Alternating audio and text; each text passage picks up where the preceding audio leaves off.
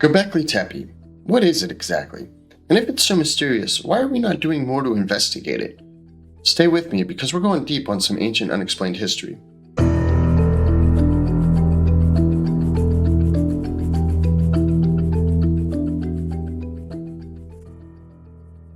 Southeastern Turkey, 1963. American archaeologists survey a hill locals call Potbelly Hill, Gobekli Tepe in Turkish. They see some limestone fragments, assume it's just an abandoned medieval cemetery, move on.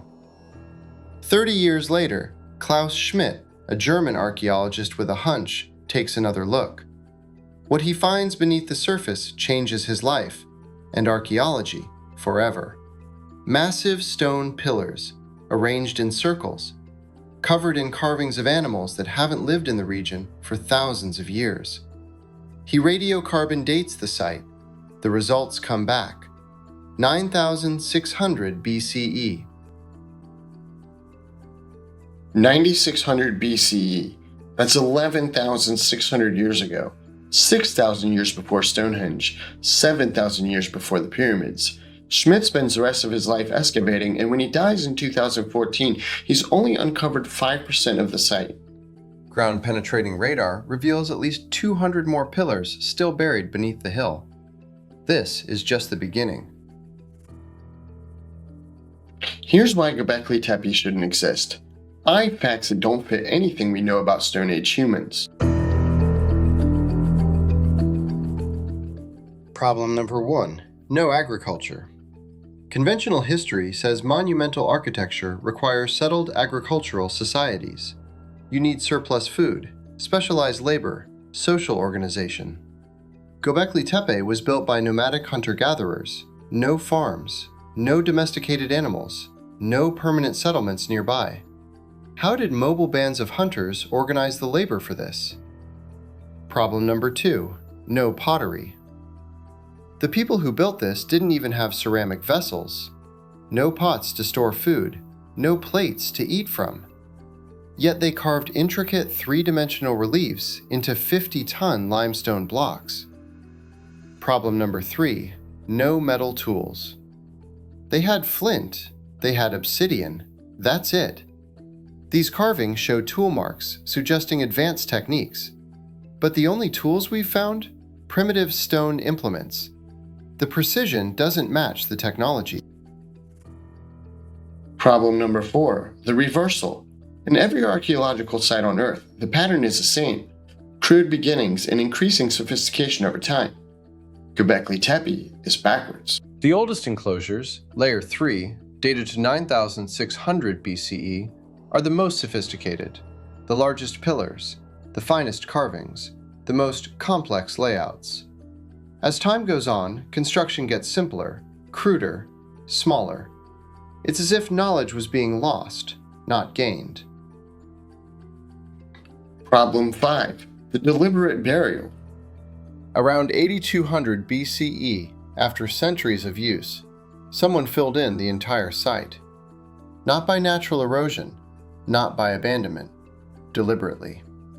Thousands of tons of debris, carefully placed. The pillars weren't toppled, they were buried, standing. Why would you spend generations building this and then bury it forever? Let's talk about what we're actually looking at. The main structures are called enclosures, circular or oval arrangements of massive T-shaped pillars. The largest pillars stand 18 feet tall, weigh up to 50 tons. That's 100,000 pounds. Quarried from bedrock half a mile away, transported without wheels, erected without cranes. But it's the carvings that tell the real story. These aren't crude stick figures. These are detailed three-dimensional sculptures, anatomically accurate, stylistically consistent. Some pillars have arms, human-like but not quite human. Hands positioned at the waist as if guarding something. They wear belts with what look like buckles, sophisticated clothing for hunter-gatherers. And symbols, H shapes, crescents, circles. Recent studies show the enclosures align with constellations, specifically the summer solstice sunrise in 9600 BCE. They weren't just builders, they were astronomers. This wasn't a village. This wasn't a fortress. This was a temple, built 6,000 years before Stonehenge, by people we're told were primitive. Something doesn't add up. So who built Göbekli Tepe? Archaeology offers two competing narratives. The conventional answer: Mainstream archaeology says an unknown culture with unexpected sophistication. They suggest that hunter-gatherers were more capable than we thought, that ritual motivation can inspire monumental projects, that somehow, methods unclear, they moved 50-ton stones and carved them with stone tools. Unknown culture, unexpected sophistication, somehow moved stones, ritual purposes unknown. These aren't explanations. These are admissions that we don't have explanations. There is an alternative framework. What if we take ancient texts seriously, not as mythology, but as historical accounts? The Sumerian texts describe the Anunnaki, beings who came from the sky and taught humanity advanced knowledge. Genesis describes the Elohim, plural beings who interacted with early humans. The Book of Enoch describes the Watchers, 200 divine beings who descended to Mount Hermon, took human wives, and taught forbidden sciences.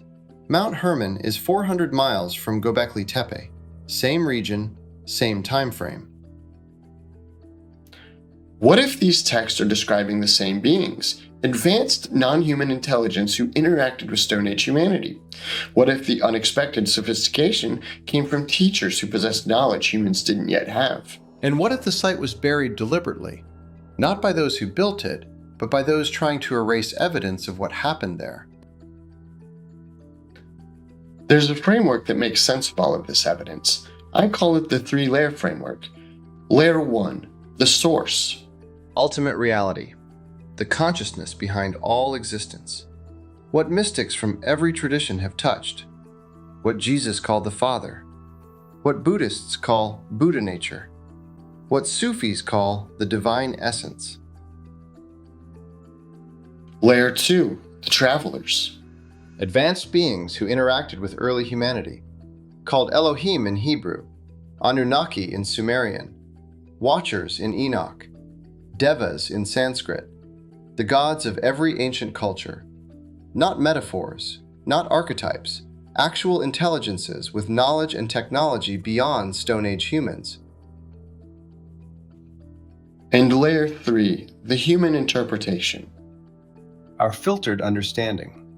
How different cultures interpreted the same events through their languages, symbols, and worldviews. In this framework, Göbekli Tepe was built during an era where travelers were actively present, teaching, guiding, possibly even supervising construction. The sophistication makes sense.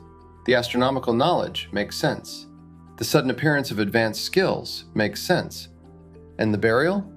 Perhaps it was covered when the Watchers' era ended, when the flood came, when the divine beings were driven out and their hybrid offspring, the Nephilim, were destroyed. Genesis 6:4.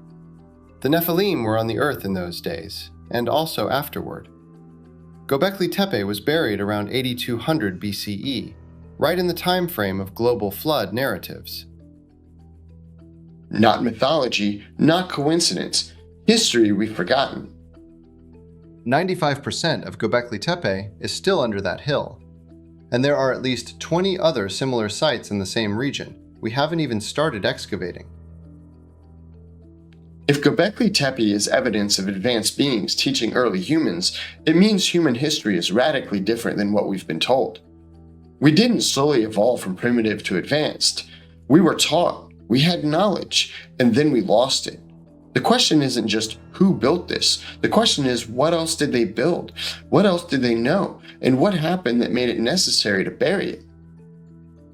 So I'll ask one more time. If this site rewrites human history, why aren't we digging? Maybe because what we find might force us to rewrite everything else too. This is part of a larger framework that I've been documenting. The stones are still there. The evidence is still there. The question is whether we're ready for what it reveals. Subscribe if you want to go deeper, because we're just getting started.